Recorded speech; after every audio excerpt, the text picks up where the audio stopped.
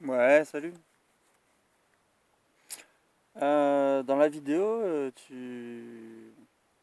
j'aime bien, hein, globalement, j'aime bien ta vidéo, hein. J'aime bien entendre ce genre de réflexion. En tout cas, ça me plaît. Et il y a quand même, tu dis, quitte le flot d'informations. Le flot d'informations, c'est quelque chose qui va, qui va avoir une action principale à l'intérieur. Ça va être de te séduire afin de t'exploiter. En tout cas, ceux qui exploitent se servent du flot d'informations pour exploiter. Et ça, je pense que je suis d'accord avec toi. Mais par exemple, moi, quand toi tu disais, tu vois, je vais pas forcément aller au champ parce que mon père est allé au champ. Si mon voisin, lui, a envie d'aller au champ, il est plus légitime que moi à aller au champ, car parce qu'il est un peu dans son essence naturelle, alors que nous, on serait dans une obligation euh, matérielle et un avantage matériel à reprendre une certaine activité. Euh, Enfin, en tout cas, cette logique-là qui est fait ce que tu veux faire ou ce pour quoi tu es fait, c'est une bonne logique humaine. Je pense qu'il y a de l'humanité dans cette logique. Et moi, je me perçois, en tout cas aujourd'hui, depuis plusieurs années, comme, comme quelqu'un qui accumule le savoir, en fait. Toi, tu dis les gens n'ont pas le temps de travailler parce qu'ils se divertissent. Moi, je me divertis en apprenant des choses. Euh, je me divertis aussi uniquement pour me divertir, mais c'est assez minoritaire, hein. Ça va être 20% des informations que je vais absorber, c'est du pur divertissement, que ce soit une série ou un truc comme ça. Et c'est jamais seul en général, hein. C'est quand je regarde un truc avec ma femme ou un truc comme ça. Mais moi, je suis quelqu'un qui va. Je vais me renseigner sur la science, je vais me renseigner sur la politique, je vais me renseigner sur l'économie, je vais me renseigner sur la philosophie. Alors, je lis très peu de livres parce que je suis quelqu'un qui va vachement assimiler les informations par l'oral. C'est-à-dire, moi, quand je parle dans ma tête et mon cerveau écoute la voix que je fais dans ma tête avec les mots. C'est pour ça, par exemple, que je lis très lentement. Et c'est pour ça que si j'entends directement les mots, je suis encore plus performant. Il n'y a pas mon cerveau qui est en train d'être occupé à déchiffrer des caractères tout en apprenant un savoir. Moi, j'ai beaucoup de mal. Ma femme, elle y arrive parfaitement. Et moi, j'ai l'autre façon de lire. Moi, il faut que je le parle dans ma tête et ensuite je m'écoute le parler. Et c'est pour ça qu'on se perd, c'est pour ça qu'on a un décalage, parce qu'on est en train de faire deux choses en même temps. On est en train de déchiffrer, parler et s'écouter parler. C'est ultra complexe. Du coup, c'est pénible pour moi de lire. Et tout mon savoir, principalement, je le tiens de l'oral.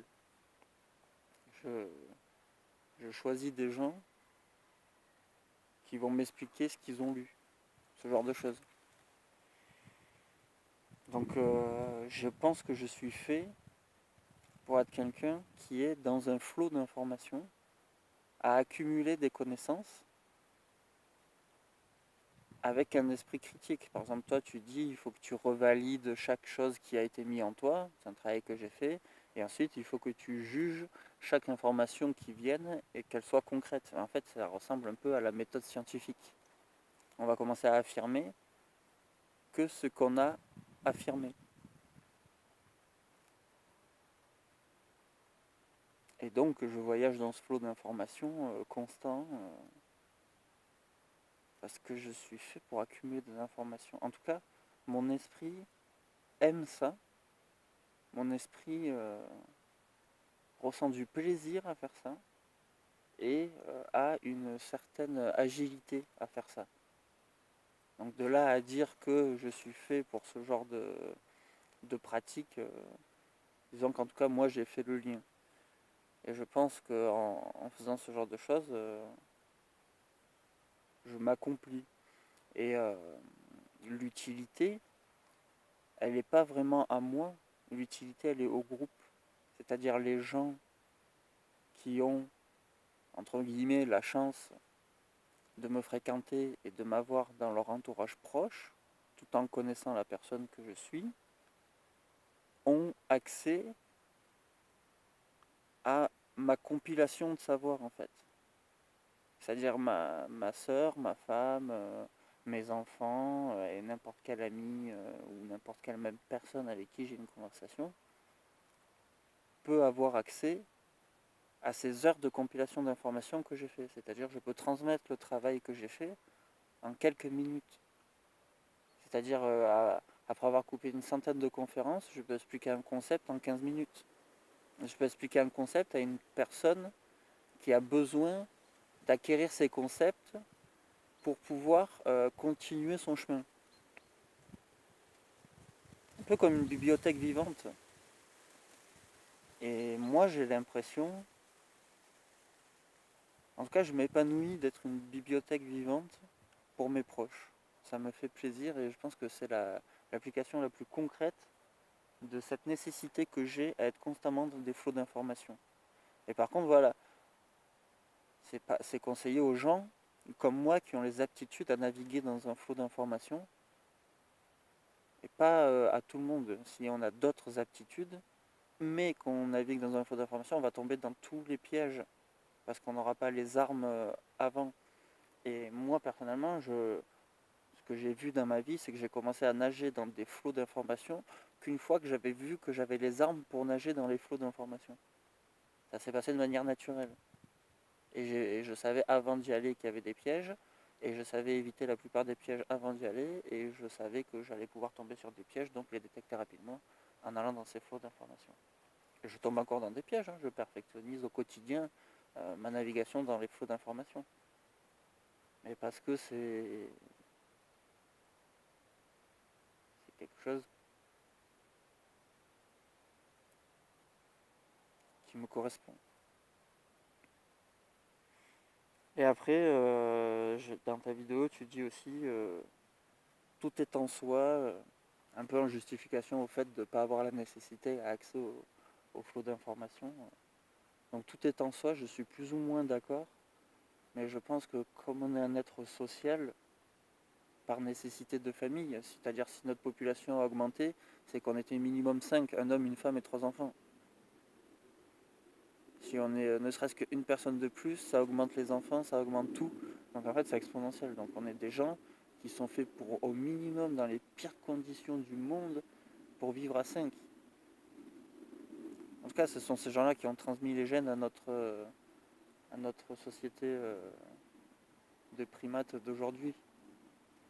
Et je pense que certes tout est en nous, c'est-à-dire on n'a pas spécialement besoin d'énormément d'informations sur le monde qui nous entoure parce que on a les sens pour faire les chemins tout seul.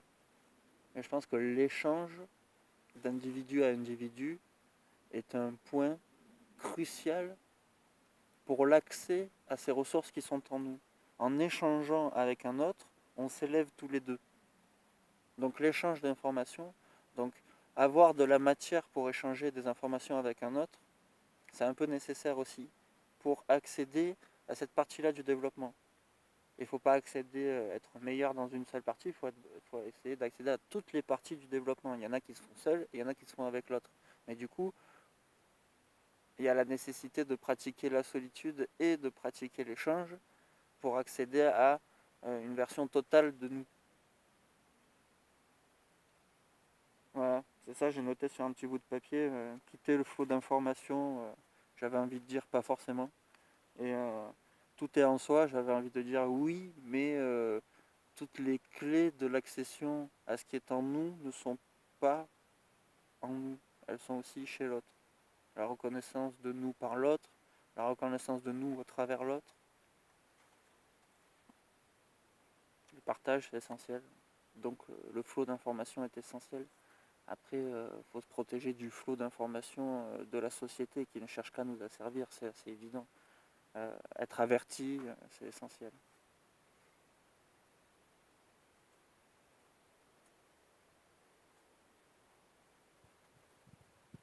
Merci à tous. À plus.